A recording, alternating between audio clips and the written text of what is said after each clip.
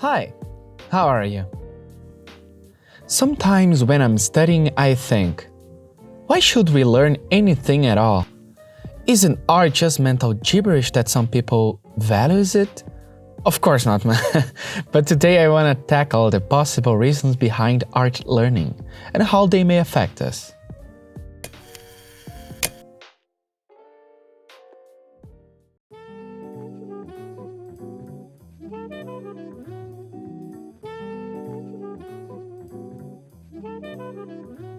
There are two sides to this coin.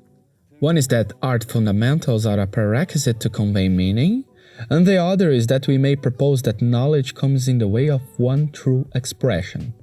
Indeed, both aspects may lead to some truth, and I'm not proposing any direct answer to those claims. Take into consideration that one might use the infinite amount of ways to see and understand nature as an excuse to never look inside himself and face the challenges of expression. And on the other hand, the lack of interest in exposing itself towards knowledge and nature may protect one from the process of self-discovery through learning. Even myself, in times of personal doubt, have tirelessly flooded my life with studies in order to shut down the possibility of introspective experience.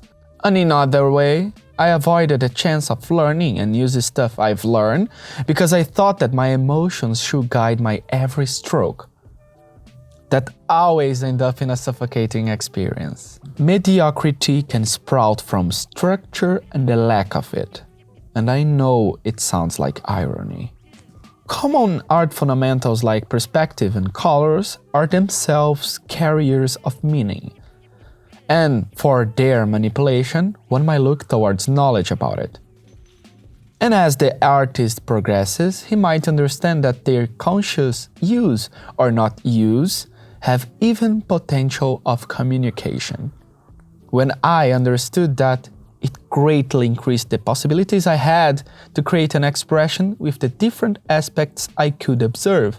Every fundamental I can learn, it's a possibility for me in its presence or absence to create art and meaning, as being color, perspective, anatomy, gesture, etc.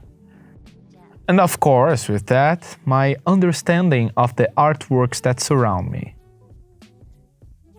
But let me give some examples.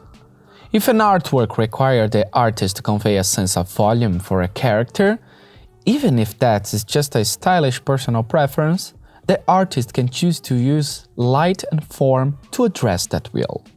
Or the lack of a specific color as the way the artist chooses to make his audience focus on a certain something. The absence of its appearance can favor the author's intention. And even in a way that, let's say, someone chooses to use only triangles, the piece ends up being a bunch of triangles. If that is in contrast to a hypothetical cultural environment where triangles have a certain meaning, and in the absence of everything else that an artwork can be made of, that is indeed an abstract form of communication, but with great potential of conscious expression. Even if someone doesn't fully consciously understand what an artwork turned out to be, considering all the fundamentals that there might be.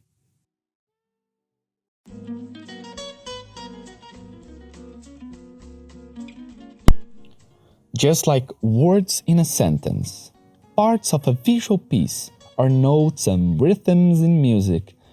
Knowledge can be used and perceived in art, not necessarily diminishing or objectively increasing its quality, but better than that, its potential and relationship with time and context.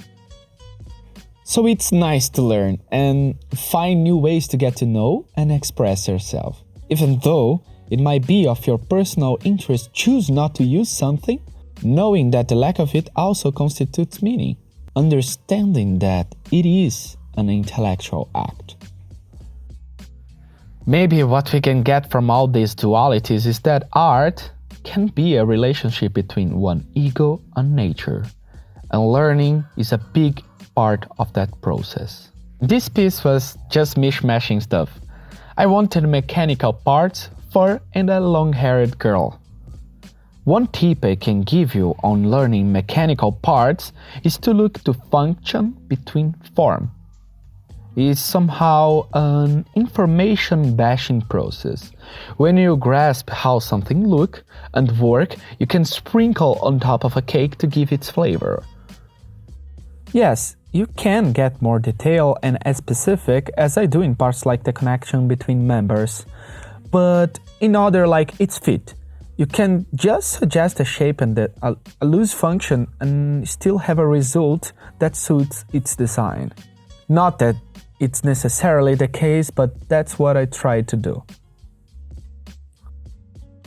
I think we should start a frog count. I don't see myself stop using frogs anytime soon. They look so funny. In this piece I used 3 different ones, and they are posed in different manners that one might act towards someone else. One frog feels controlled, the other worships it, and back there, one that wants to fight it. On this character, I wanted to create a rhythm between different materials. It was an attempt of conveying beauty using their differences. In this case, the differences between fur metal and skin. It was a fun experience. The bazooka is there because of reason. I'm sorry, but there was this guy that once said that if you stick a weapon into any character's hand, it'll suggest a quick sense of story. Of course, that can be done with different kinds of levels, but I just like the idea of the bazooka, like this single shot of noise and flames. It's kinda poetic.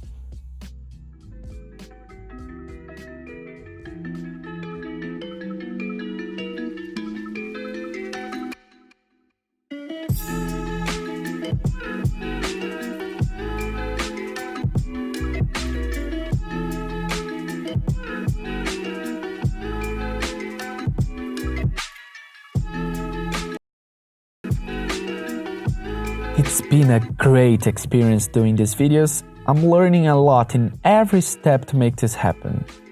I think the topics that we talk about here are all worth of dialogue, so if you have anything to say, please leave a comment. I hope you've been liking these videos as much as I do. Thank you so much for watching it. See you next time.